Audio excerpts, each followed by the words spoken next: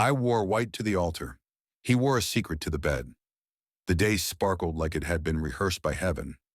Juliet's ivory gown shimmered under the legged sun, her smile wide enough to hide the war inside.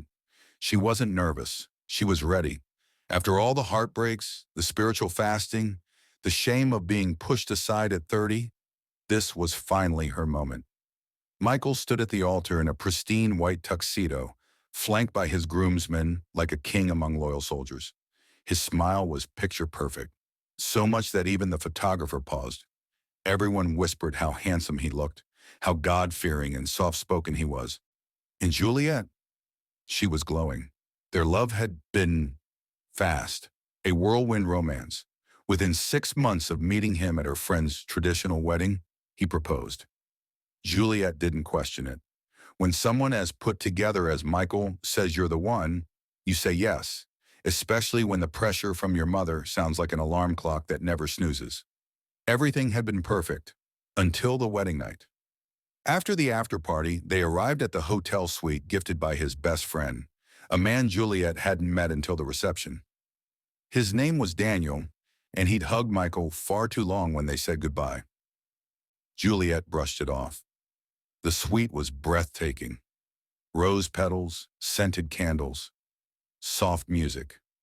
Juliet walked to the full-length mirror, smiling at her reflection in white lace. "Should I change here or in the bathroom?" she asked playfully, expecting a teasing response. Silence. She turned. Michael stood frozen, staring at the bed like it was a courtroom. Eh. Juliet laughed nervously. "What's wrong? You're acting like I'm the groom." Still nothing. He finally cleared his throat. "I think we should just sleep. We're tired. It's been a long day." Juliet blinked. Once, twice. "I'm sorry?" she asked, confused. "I mean, we don't have to do anything tonight. We're already married. That's what matters, right?" Right? Wrong. Everything in Juliet's stomach churned. She stepped closer to him, lifted his chin gently. "Michael, are you okay? You're acting—" "I said I'm tired," he snapped. Then, like he realized he'd broken character, he turned away. "I'll sleep on the couch." Juliet stood there in white lace lingerie, shaking, her dream wedding night collapsing under the weight of an unspoken truth. In that moment, something died in her heart, and something else was born. Suspicion. He didn't kiss her. He didn't touch her. He didn't even look at her the same. But someone did hug him too long at the wedding. Someone whispered in his ear with tears in their eyes. Someone he wouldn't stop texting, even at the altar. Daniel. Juliet didn't sleep that night. She lay in the king-size bed, blinking at the ceiling while her groom, her husband, snored lightly on the hotel couch like he was avoiding something. And maybe he was. Maybe he was avoiding her. Her phone buzzed around 3:12 a.m. A message from her best friend, Amika. "How's the wedding night going?" "Madam Mrs. Michael." Juliet stared at the message. Her fingers hovered over the keyboard. She wanted to lie. She wanted to write, "Girl, I'm glowing from head to toe," or "He's everything I imagined." But her fingers refused to move. Instead, she turned her eyes toward the couch. There he was, Michael, still fully dressed in his white shirt. Only his bow tie loosened. His phone buzzed on the side table. Once, twice, then again. She narrowed her eyes. Who the hell was texting him this late? She rose quietly, bare feet whispering against the carpet. The screen lit up again. Daniel. The name pulsed like thunder. Daniel. You okay? Daniel. I miss you already. Juliet's blood ran cold. Her lips parted.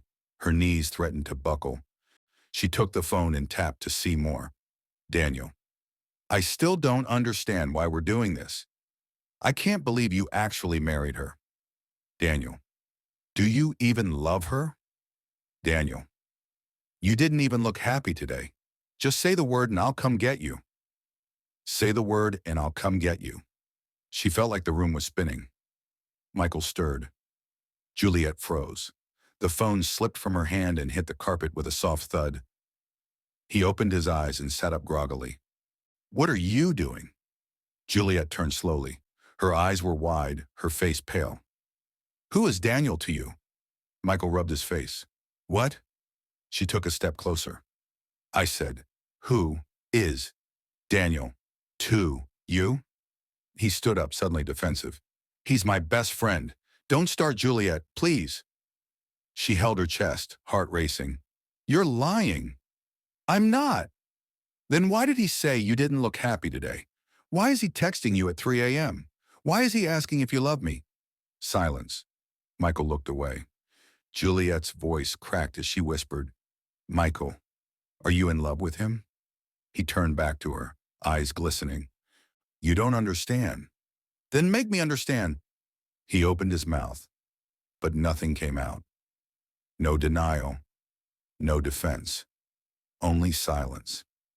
And silence, Juliet realized, could be louder than any confession. She married a man who wasn't hers. And on her wedding night, she discovered he belonged to someone else. A man.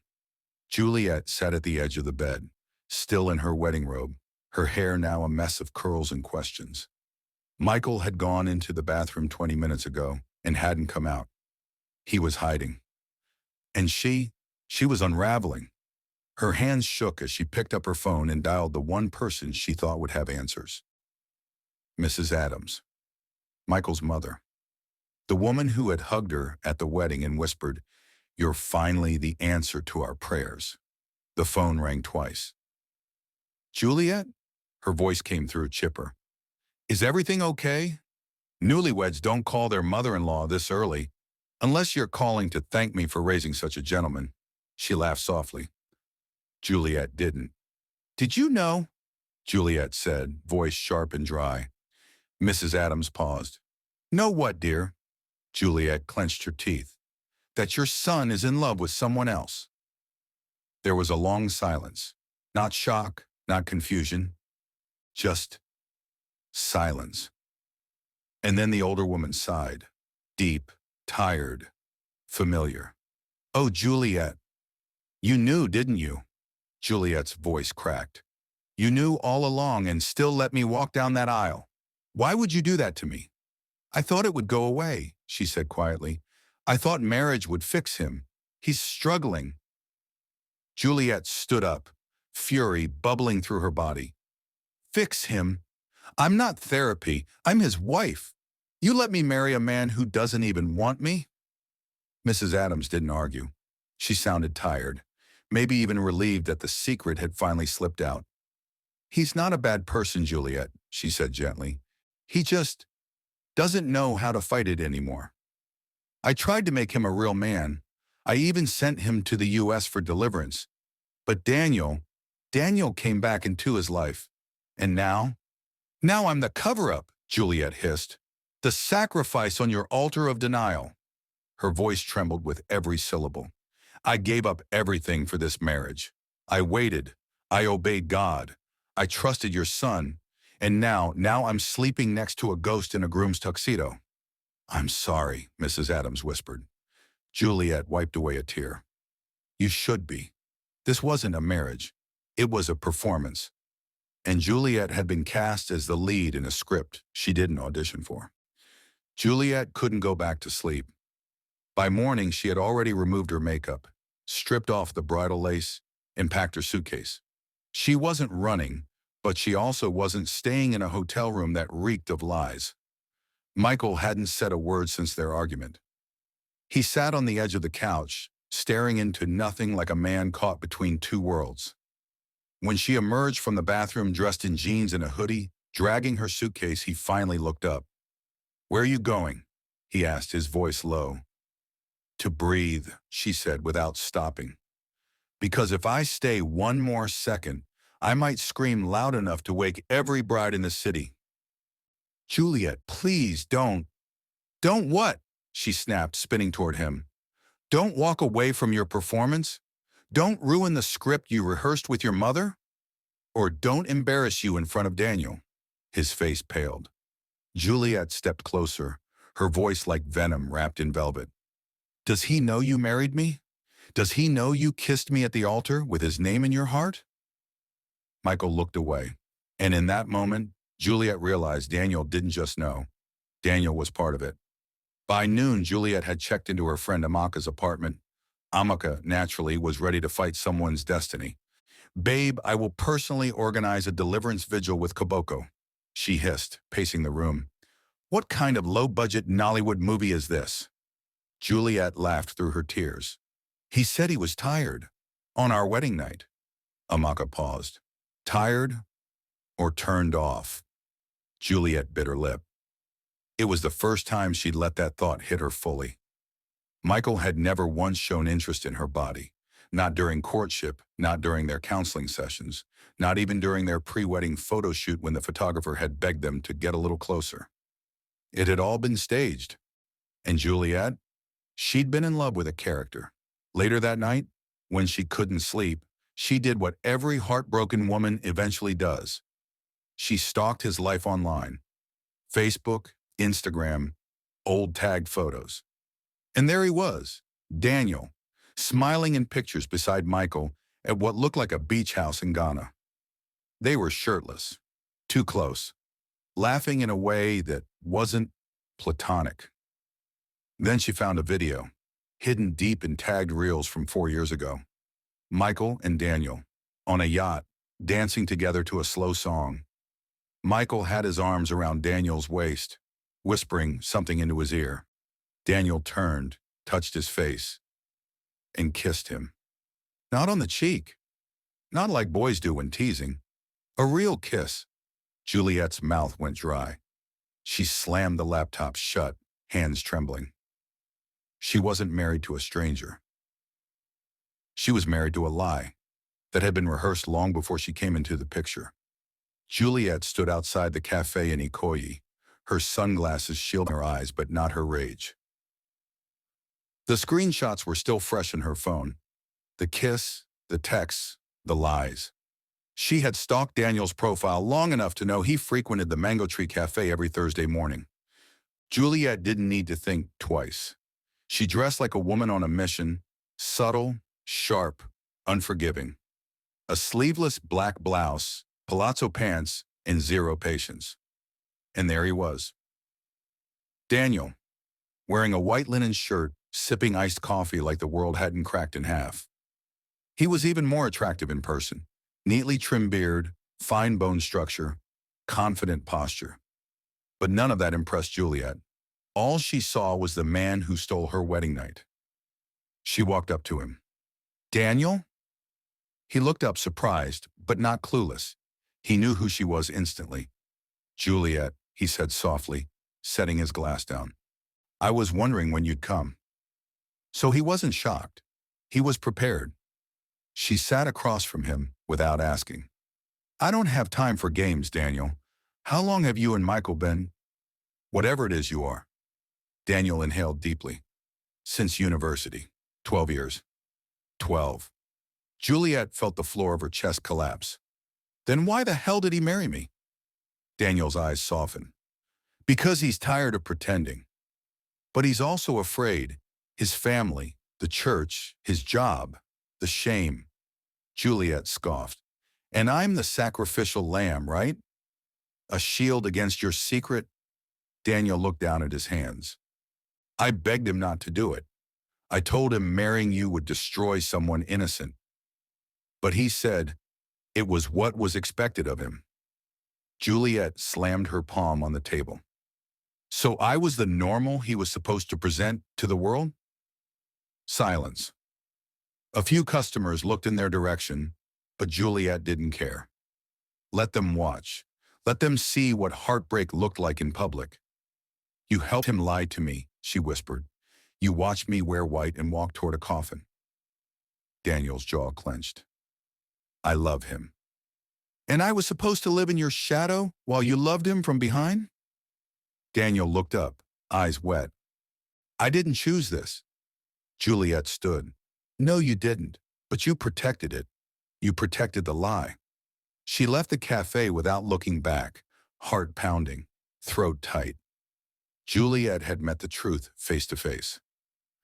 And now she wasn't broken. She was awake. It was supposed to be her honeymoon week. Instead, Juliet walked into her mother's compound in Lekki, dragging a suitcase and a scandal the whole neighborhood would soon whisper about.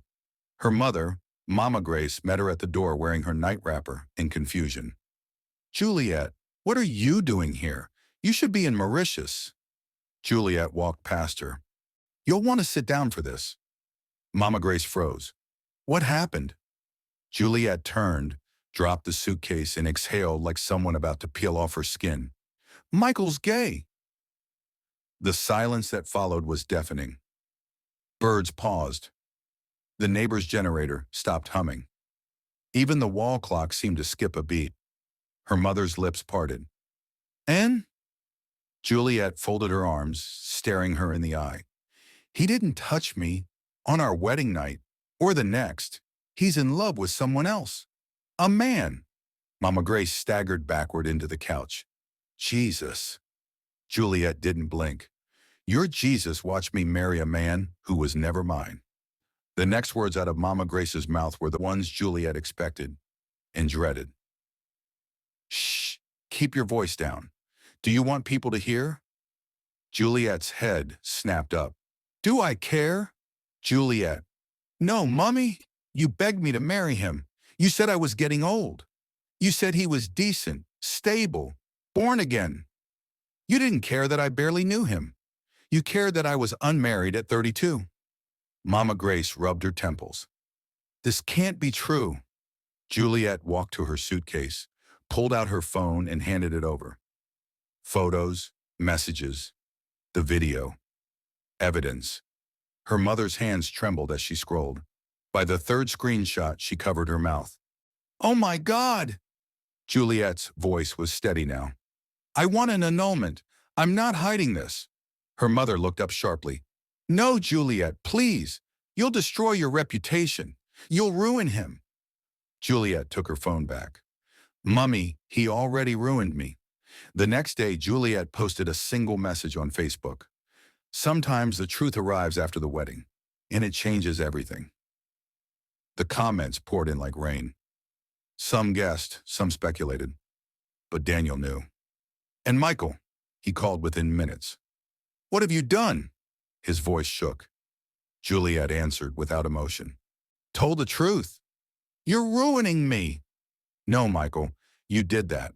I'm just lighting the candle so the rest of the world can see it." Juliet had been the bride once. Now she was the storm. The media buzz started like a whisper and exploded like a thunderstorm. The Facebook post went viral within 48 hours. Juliet's message didn't name names, but it didn't need to. Lagos society has sharp eyes and sharper tongues. The wedding video was still fresh in people's minds. Michael's name trended on X, formerly Twitter. Church members started remembering things. Co-workers whispered in office bathrooms. Juliet sat on the edge of her old bed at her mother's house, watching the online chaos unfold. She wasn't gloating. She was grieving not just the loss of a husband, but the death of a dream she had fasted for, prayed for, begged God for, and now it had turned to ash. Her phone rang again. "Michael," she answered. "Juliet, they suspended me from work." His voice cracked. "My pastor has summoned me. My family. They won't even look at me." She was silent. "I lost everything." Juliet took a breath. "So did I. I should have told you," he whispered. "You had so many chances." "I thought I could be normal." Juliet's voice trembled. "Michael, being gay doesn't make you a monster, but lying to me, trapping me in your fear, that was cruel. I didn't want to be like this. You don't get to use me as a bandage." Silence. "Do you still talk to Daniel?" she asked. There was a pause. "He's gone," Michael finally said. "Left for Cape Town. Said he couldn't watch me implode." Juliet nodded slowly. "He loved you." "I know. And you loved him." "Yes." A long pause. Then Juliet whispered, "You should have fought for him. Not me." 2 weeks later, Juliet stood before a family court in Ikeja and requested an annulment. Not a divorce, an erasure. a cleansing. She walked out with no rings, no legal husband, but with something even more powerful, herself. Months passed. Juliet returned to her writing career. She started a podcast called The Veil, where women anonymously told their stories, marriages built on lies, pressure, fear, and silence. Her first episode, The Wedding Night That Changed Everything. It crossed 100,000 downloads in 1 week. She had walked down the aisle into a lie, but she walked out of it into freedom. Sometimes the happiest ending is walking away.